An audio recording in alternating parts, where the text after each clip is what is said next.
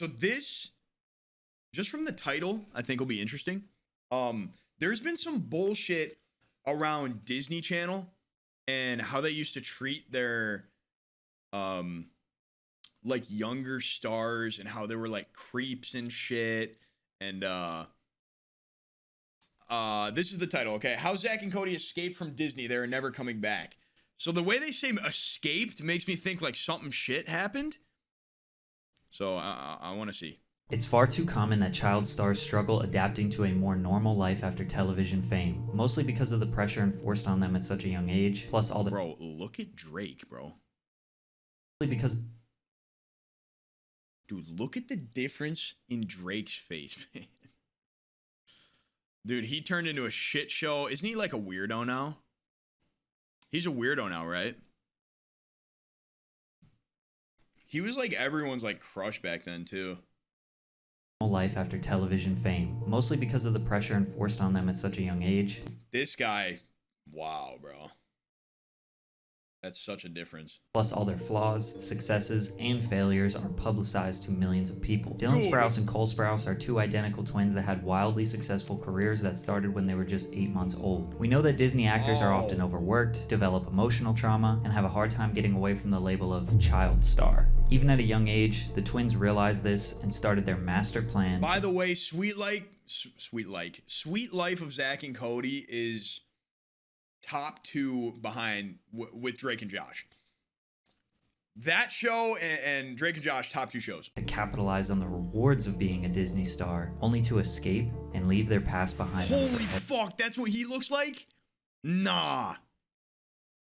Make sure you're hydrated while watching this video. Dylan and Cole Sprouse are the 30-year-old twins, mostly known for their 2 major hit Disney TV. They're 30 years old. That makes me feel like, wow.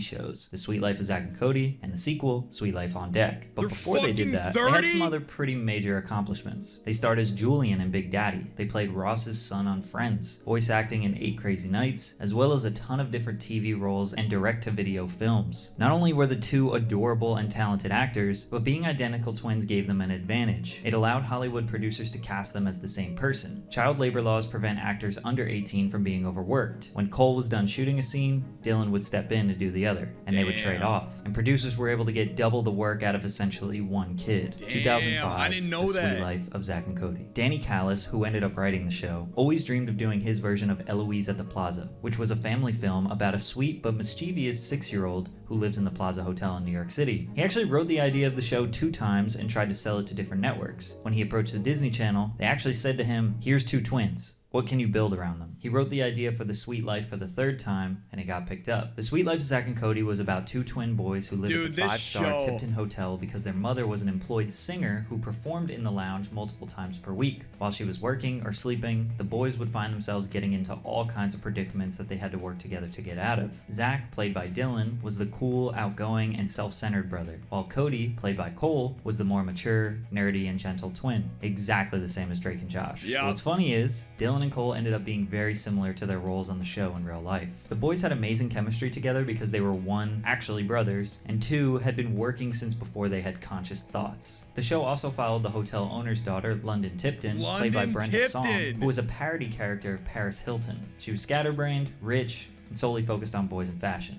as well as the candy counter employee, Maddie, who was hardworking and intelligent. One thing I gotta give the show mild props for is that they reversed the nerdy, smart Asian and dumb blonde stereotypes. Mr. Mosby was the nervous hotel manager who would often try to ruin Zack and Cody's fun. He was like a father figure to them as well. When The Sweet Life aired in 2005, it was the most successful premiere in Disney Channel history. It was nominated for 3 Emmys and is wildly loved by fans. Damn. These 2 were living the dream life kids like myself around the world wanted so bad. Plus, if you watch interviews from around this time, they were infectious. They were so lovable. Now, are y'all both, do you have girlfriends?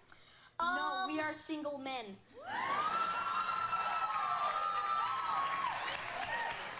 I'm actually looking. Dude, why does Ellen look like she's the 3rd triplet? Dude, look at them all together, bro. It's so fucking weird. We are single men.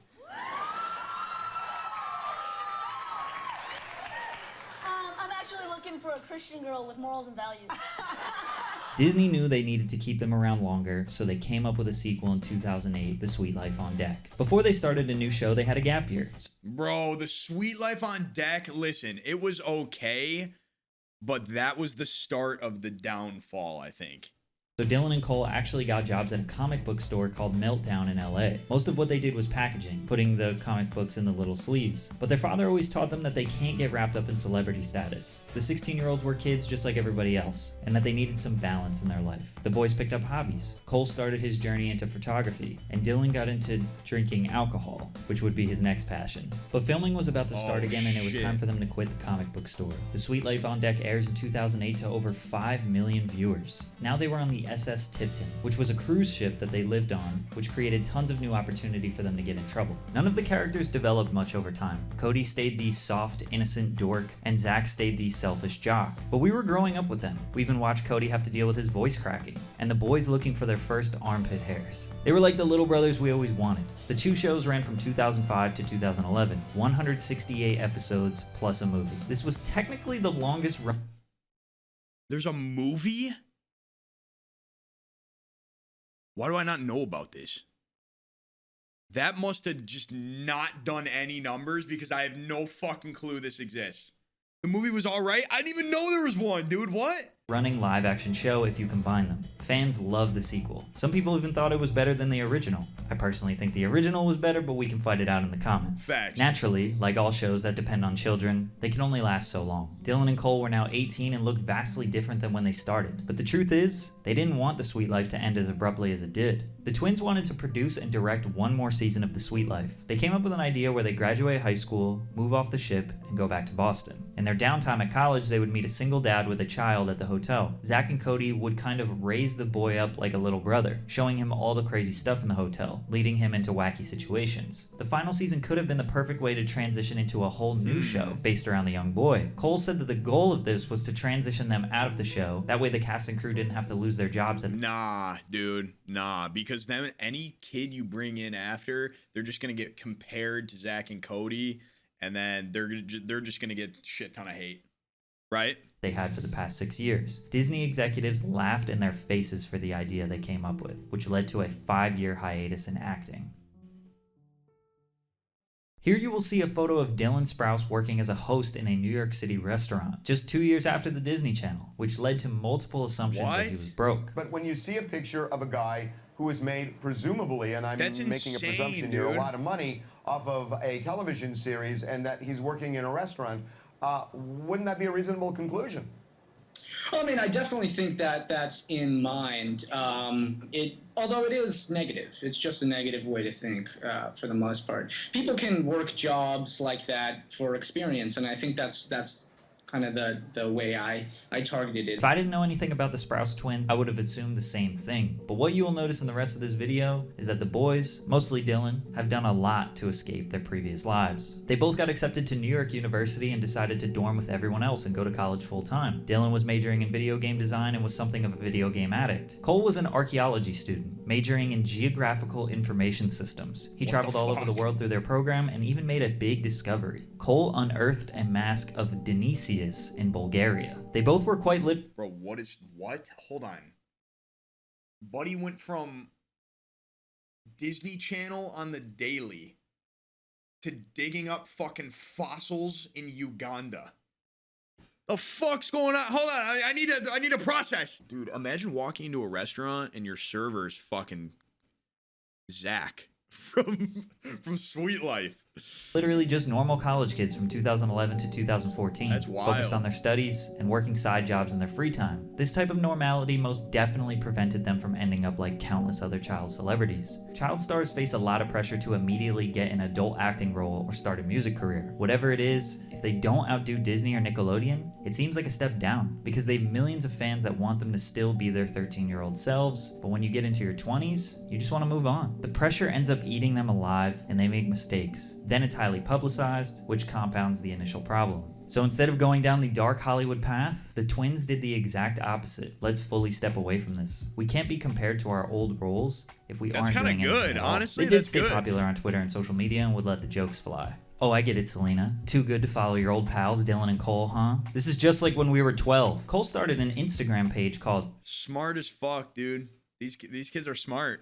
Camera Duels, where he would post pictures of people that were trying to secretly take pictures of him, accompanied with comically long captions of him critiquing their strategies. Smart. The only scandals or controversies they got in were pretty mild. Dylan took lewd pictures of himself that leaked. Because of this, he gained hundreds of thousands of followers, so it kind of helped him. Then Cole started a Tumblr social experiment that legitimately made some of his fans turn on him, where he pretended to be himself in order to get fans to engage with him. While they were engaging, he was writing deep and philosophical paragraphs on why their perception of him is flawed. Then after 1 month, he deleted his account, told everyone it was a social experiment, and basically made fun of them for idolizing him and engaging. Kind of a douchey move. Like I said before, Cole and Dylan are a lot like Cody and Zack. Cole is the philosophical, poetic, artsy boy who thinks super deeply about everything. Dylan, while still being artsy and well-educated, likes to slam beers with the bros and have a good time. We get it, you're Dylan Sprouse, and you're livid about games and journalism, even though you can't fight me IRL. Catch these hands? We are as the sun. The rays come bearing to our soft-spoken souls, dancing torpidly upon the frail shudder of Dude, they're angst. just older, Your they're the Insta. same. Remember when I said Dylan discovered his love for alcohol at age 16? Due to his love for history, he became interested in the ancient alcoholic beverage mead, which apparently is the oldest alcohol ever that can be traced back 8,000 years. Bro. It's a fermented beverage made of honey, what? water, and yeast. During his college years, he would practice making his own mead. Some batches were good, some were terrible. But no matter what,